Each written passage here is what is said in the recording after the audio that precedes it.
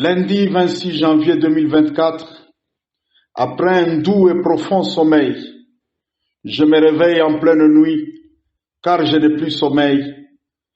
Et sur l'écran de mon téléphone, il est 1h21 du matin. N'ayant plus sommeil, je me décide alors de passer un instant en prière dans la présence du Seigneur. Bien sûr, en restant étalé, les yeux ouverts sur mon lit, je commence un petit moment de recueillement, de communion avec le Saint-Esprit dans la prière. Et après quelques 5 à 6 minutes de prière, je me retrouve alors dans mon esprit, quittant mon pays et allant vers un pays de l'Afrique de l'Ouest. En m'y approchant, à voir l'éclat, la beauté des bâtiments, j'ai cru être au-dessus de la ville de Dubaï. J'ai cru me retrouver aux Émirats Arabes Unis. Et le Saint-Esprit m'a dit alors, tu n'es pas aux Émirats Arabes Unis, mais tu es au-dessus du Burkina Faso.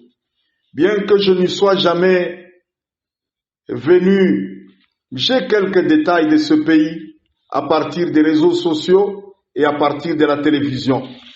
Mais là, j'étais devant un nouveau Burkina, un Burkina métamorphosé, un Burkina totalement transformé, et un Burkina plein d'éclat.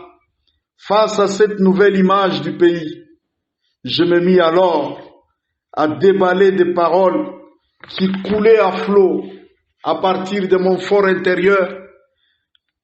Ces paroles étaient en train de sortir et de couler sur ma bouche et je ne faisais que les articuler ou les formuler. C'était pratiquement ce qui nous arrive quand nous parlons en langue. Je n'avais aucun contrôle sur les paroles qui sortaient de ma bouche. Et voici ce qui sortait de ma bouche.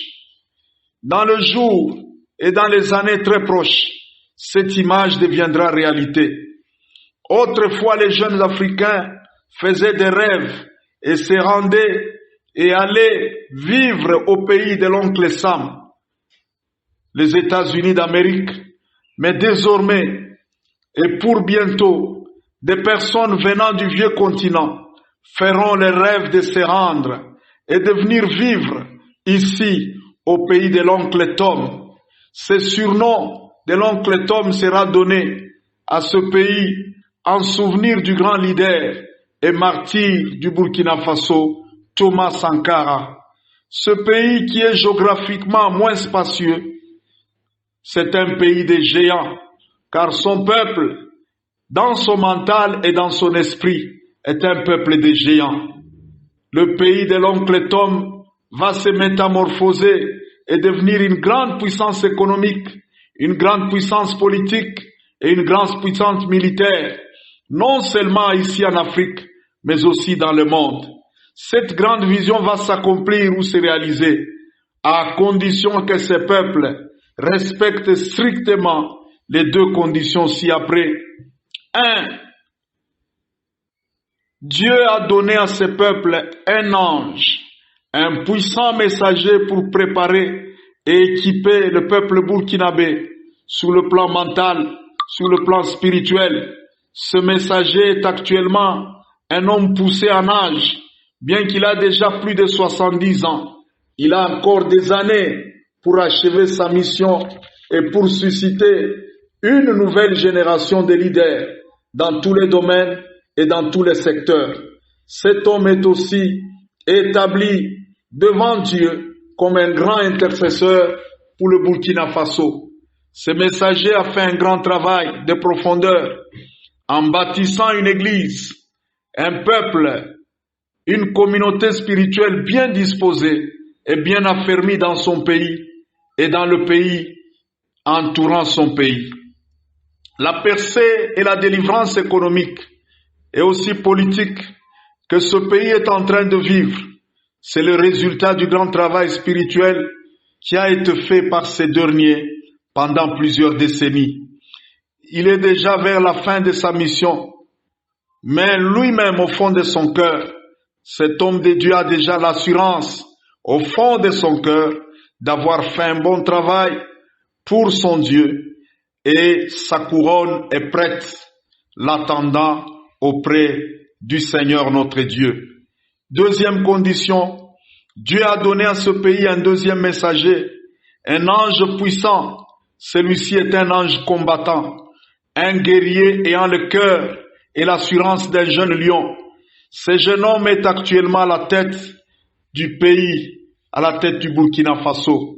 Si le Burkina veut voir la vision glorieuse annoncée dans ce message s'accomplir, ce peuple devra s'unir comme un seul homme et de son plein gré, sans être influencé ni poussé par quelqu'un. Ce peuple doit donner à cet ange guerrier au moins 2 décennies à la tête de son pays. Si cela n'est pas le cas, cette vision glorieuse sera avortée. Le pays retournera dans de troubles et dans la servitude. Oh, que Dieu bénisse le Burkina Faso. Que Dieu garde et protège le pays de l'oncle Tom. Que Dieu soit l'ennemi de tes ennemis au Burkina. Que Dieu soit l'adversaire de tes adversaires. Que désormais celui qui bénira le Burkina Faso soit béni. Que celui qui maudira le Burkina soit maudit. Puisse le Seigneur Dieu, qui a donné ses paroles à son humble serviteur, que Dieu soit lui-même le garant de cette vision, que le Seigneur lui-même veille à l'accomplissement de cette vision au temps fixé. Oui, éternel Dieu, c'est devant ton autel que nous nous tenons, en annonçant ces paroles que nous certifions et nous attestons de les avoir reçues de toi, ô Dieu. Que toute la gloire te revienne pour et dans l'accomplissement de cette vision, maintenant et pour toujours, car c'est dans ton nom